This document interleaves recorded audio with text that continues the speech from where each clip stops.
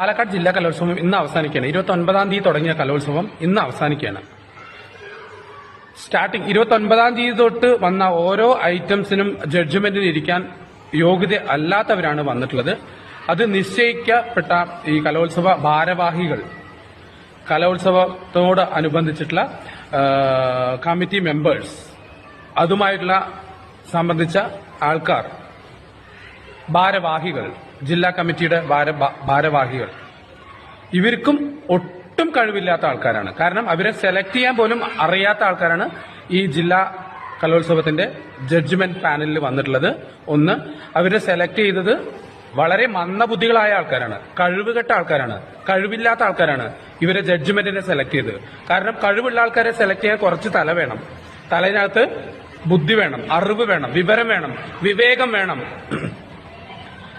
10-12 വർഷമായിട്ട് അഭ്യസിച്ചു വരുന്ന നൃത്തത്തിനെയാണ്, നൃത്തം പോലെയുള്ള പാട്ടായിക്കോട്ടെ, നൃത്തമായിക്കോട്ടെ, മറ്റേ നാടകമായിക്കോട്ടെ, എന്തോ ആയിക്കോട്ടെ, അല്ലെ, മത്സരിക്കാൻ വരുന്ന ഓരോ കുട്ടികളെ, കഴിവുള്ള കുട്ടികളെ സെലക്ട് ചെയ്യാതെ കഴിവുകെട്ട ആൾക്കാരുടെ കുട്ടികളെയാണ് എടുത്തിട്ടുള്ളത്.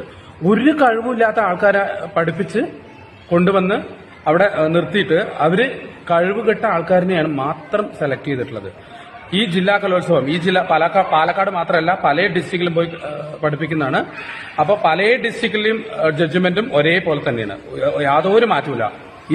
ഇന്ന സ്ഥലത്തെ ജഡ്ജ്മെന്റ് കൊള്ളാം എന്ന് പറഞ്ഞിട്ടുള്ളൊരു കമന്റ് ഇതുവരെ ഞാൻ കണ്ടിട്ടില്ല, കേട്ടിട്ടില്ല.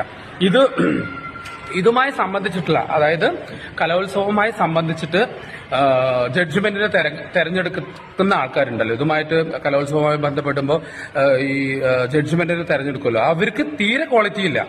അവർ ചോറല്ല തോന്നുന്നു തിന്നുന്നത്, അങ്ങനെ തന്നെ പറയാൻ എനിക്ക് തോന്നുന്നു. എത്രയോ കുട്ടികൾ, കഴിവുള്ള കുട്ടികളെ മാറ്റി നിർത്തിയിട്ട് ഒട്ടും കഴിവില്ലാത്ത കുട്ടികളെ, മുദ്ര പോലും നേരെ എടുക്കാൻ അറിയാത്ത, ജതി പോലും അറിയാത്ത കുട്ടികളെ കലോത്സവ വേദികളിൽ കൊണ്ടുവന്ന് അഭ്യസിപ്പിച്ചിട്ട് കഴിവില്ലാത്ത ആൾക്കാരെ എടുത്ത് സ്റ്റേറ്റ് ലെവലിലേക്ക് ഉയർത്തുക, കഴിവുള്ള കുട്ടികളെ മാറ്റി നിർത്തുക. ദയവ് ചെയ്ത് ഈ ഒരു കലോത്സവം വേണ്ട എന്ന് തന്നെയാണ് ഇപ്പോഴും ഞാൻ പറയുന്നത്. കാരണം ഈ ജഡ്ജ്മെന്റിനെ തീരുമാനിക്കുന്നത് കഴിവില്ലാത്ത ആൾക്കാരാണ്, കഴിവുകെട്ട ആൾക്കാരാണ് ജഡ്ജ്മെന്റിന് പോകുന്നത്. അപ്പൊ എന്തിനാ കലോത്സവം?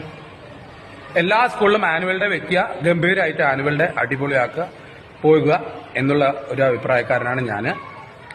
കാരണം ജഡ്ജ്മെന്റ് ഞാൻ നിർത്തി, ഇനി ഒരു ജഡ്ജ്മെന്റിനും ഞാൻ വിളിച്ചാൽ പോകില്ല.